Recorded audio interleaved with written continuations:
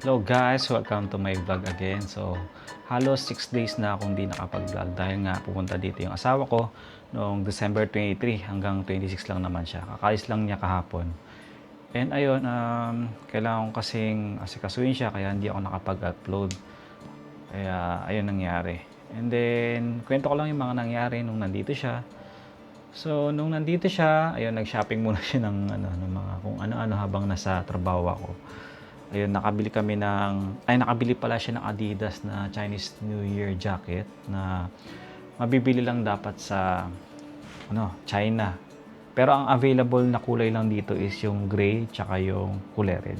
Ang nabili niya yung kulay gray na nagkakahalaga ng mga $150. Pero mas mura daw dito kaysa sa China. So ayun, pero ang available color lang naman is dalawa. Tapos nung nandito siya, nag-celebrate kami ng Pasko. Normal lang naman ang celebration dito. Hindi masyadong magarbo sa labas.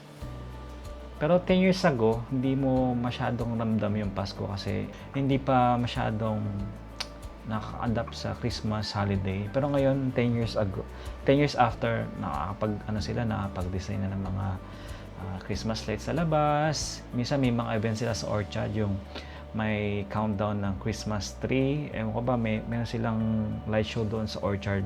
Ayun, tuwan-tuwa ako na nakakapag-celebrate na rin dito ng Pasko. It's not about religion na kasi para siyang normal na celebration na celebrate ng buong mundo. And then, ipapakita ko sa mga natanggap kong mga regalo nung Pasko. Ang ganda.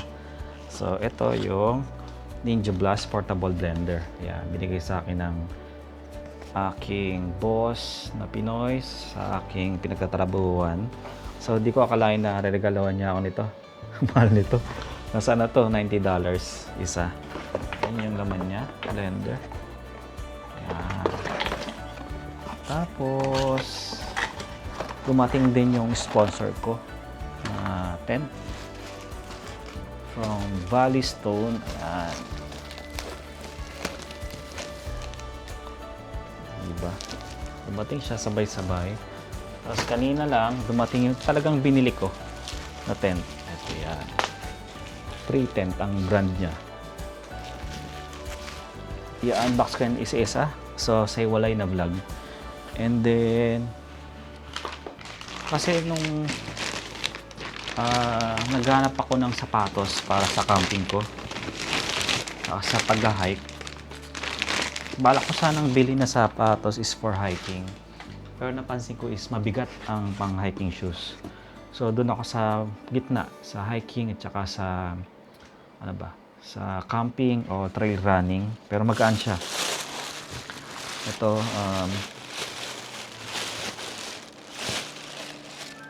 feeling ko medyo water resistance itong banda dito. Ito medyo breathable siya. Pero gusto ko to breathable para hindi mamaho yung paa ko. Pero magaan siya. Tapos ito, kakaiba yung niya, swelas niya. Diba? Meron siyang umbok-umbok para mas makapit sa mga bato-bato, sa mga putikan. So sa pangkaraniwan na rubber shoes, hindi nyo to makikita. Salomon, ang brand nito is Salomon XT Pathway 2. So nabili namin ito ng mga $160. So nasa halagang 7,000. Pero pag hindi sale, nasa 14,000 siya. So ito sa inyo dalawang pares. Ayan. Ayan. Pupunta ako kanina sa Orchard JD. So ayun, pinuntahan ko siya kahit wala akong na-receive na notification na pwedeng kunin na yung sapatos. Pero pumunta pa rin ako. Pero tama ang hinala ko, nandun na yung sapatos. Kala nila. Pero ayun, masaya ako na nagkasya yun kasi matagal na ako naghahanap ng sapatos para sa camping at saka hiking. Kasi eksakto, bumili kasi yung asawa ko ng sapatos para sa kaibigan niya, pero hindi pala niya makuha agad. Umuwi agad si Sarah. Kaya ayun, ako na lang yung sumalo at bumili ng sapatos. Pero which is, mura na talaga kasi mga pang-hiking at saka trail running na shoes is napakamahal. So swerte talaga na hindi ko kalain na makukuha ko yung Salomon. Pangarap ko kasi yung sapatos yung Salomon. Ayun nga, kwento ko nga yung mga nangyari nung Pasko. Nagpasko ako doon sa kaibigan ko, sa katrabaho ko. May mga iba't iba kaming kasama na nagpasko din. Sobrang saya. Tapos, ayun, nagkwentuhan lang, nag-video okay. Siyempre, hindi mawawalan video okay. Konting inom-inom. Tapos, nung kinabukasan, nag-dinner kami kasama ko yung mga housemate ko. Tapos yun, kinabukasan umalis din si Sarah kasi kailangan niyang umattend ng kasal sa kaibigan niya, December 27 niya. So, pero okay lang din kasi usually si Sarah is nag-New Year sa Cavite, hindi dito sa Pinas. Ako lang naman, di naman ako masyadong umuwi. Isang beses lang ata ako umuwi ng Pinas, nag-New Year tsaka Pasko. Pero okay lang din. Umiwas lang din naman sa gastos kasi mahal din kasi ang pamasahe. Pero tiis-tiis lang kasi rin naman ako nung 10 years ago. So, ayun, hirap na hirap ako mag-adjust or mag-celebrate ng Pasko at saka New Year dito kasi mas sanay ako sa Pilipinas na mag-celebrate nun.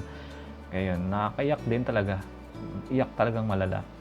Ayun, pakita ko sa inyo yung binili namin na ayan, Labubu. Version 4 ata to na pendant plush pendant. Ayan, kulay orange.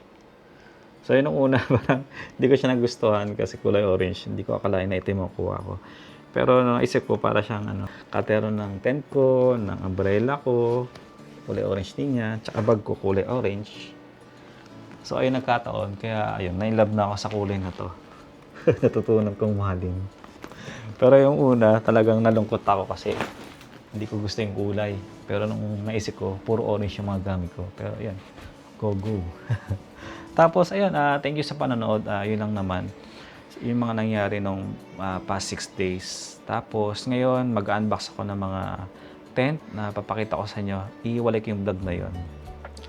And then, hopefully, makapag-camping ako ngayon this coming January 2026. So, ayun. Thank you for watching. Please like and subscribe. Bye-bye!